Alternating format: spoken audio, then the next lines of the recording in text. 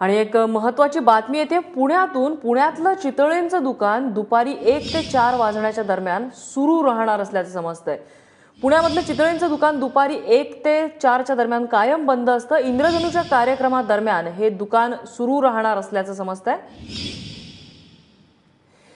इंद्रजीत चितळे यांनी या संदर्भात माहिती दिली आहे। त्यामुळे इंद्रजीत चितळे यांनी पुणेकरांना खरोखरच एक सुखद आणि ऐतिहासिक असा धक्का दिलेला आहे, कारण 1 ते 4 या काळामध्ये पुण्यातलं चितळेंचं दुकान आजपर्यंत कुणीही उघडं असलेलं पाहिलेलं नाहीये। मात्र आता ते उघडं राहील असं स्वतः इंद्रजीत चितळे यांनीच सांगितलेलं आहे।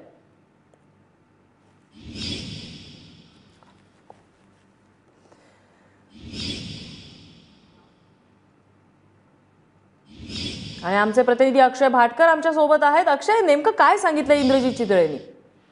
इंद्रजीत चितळे हे जे आहेत ते 4थ्या जनरेशनचे चितळे उद्योगाचे प्रतिनिधी आहे आणि त्यांनी मगाशी जस्ट त्यांची एक मुलाखत झाली सगळ्या चितळे ग्रुपची। त्यावेळी त्यांनी सांगितलं, त्यावेळी त्यांना प्रश्न विचारण्यात आला की नेमकं 1 ते 4 या वेळेत चितळे बंधू हे दुकान बंद का असतं।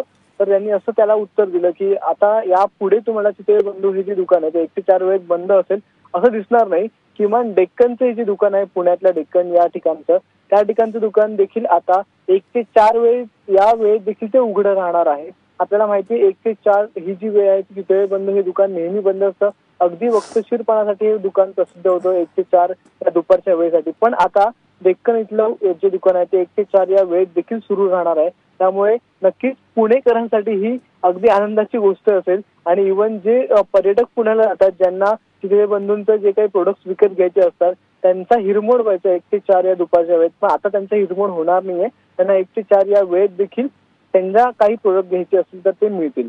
नम्रता। अक्षय, धन्यवाद तू दिलेल्या माहितीबद्दल। त्यामुळे आता पुण्यामधली प्रसिद्ध अशी चितळेंची बाकरवडी तुम्हाला आता दुपारी 1 ते 4 या वेळेत सुद्धा मिळू शकते।